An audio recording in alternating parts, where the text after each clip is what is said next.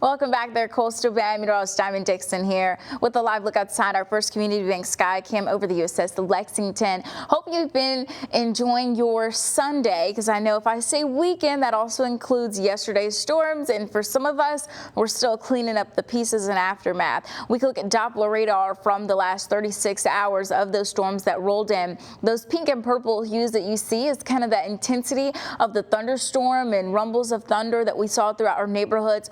Those storms started more so in the northwest, traveling southeast and moved off into the Gulf. And really what that meant for us also included that formation of hail. So we did get some beneficial rainfall in some of our neighborhoods, specifically across Beeville and Ingleside and Port Aransas, and a little bit in Kingsville as well. Now, once again, with this thunderstorm, you can get hail, and what happens is you get rain that is super cold and it's in a strong updraft. You could think of an updraft, think of it almost like a vacuum, if you will, but super high up in the atmosphere. It's really cold at the top. Well, this rain gets to some freezing temperatures sometimes, but just super cooled water droplets that become ice. And when you get those hailstone formations, they get bigger and bigger when they go up and down the updraft, kind of like an onion forming layers. And when you get more and more layers, you get bigger hail sizes. So in this case, this piece of hail in Gregory was bigger than a quarter, but some of us saw some even larger than that, almost like as full as our palm.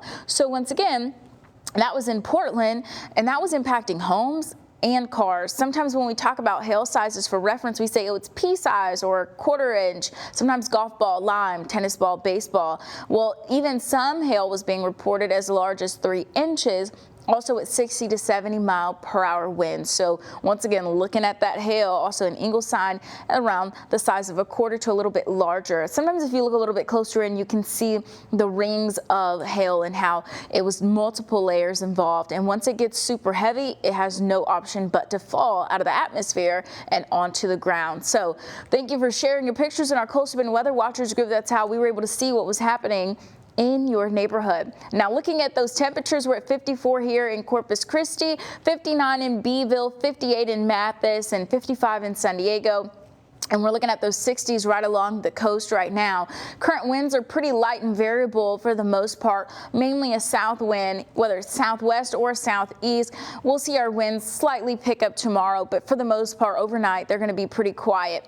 As we head into the rest of the night, we're going to still feel like the 50s. And then tomorrow, when we usually get to the warmest part of the day, we'll be just under that cusp of feeling like 80 degrees and then back into those 60s by 7 tonight. Well, tomorrow night. Now, the past 10 hours, we once again spent a lot of time in the 70s today and even the 60s for the remaining portion of our evening before getting into the 50s. But that had us at a high of 76 today, which was still technically below average. So once we head into next week, we'll see some of those temperatures once again slightly increase. Looking at our hour by hour, we stay in those 50s range through 6 a.m. and into a little bit of 7 a.m. warming up into, once again, our noon hour around 78 degrees, which is going to be warmer than what we saw for our high today. But taking you once again to our next 7 days here in the Coastal Bend, we're looking at once again temperatures warming up to the 80s, upper 80s by midweek, and maybe even 90s on the map.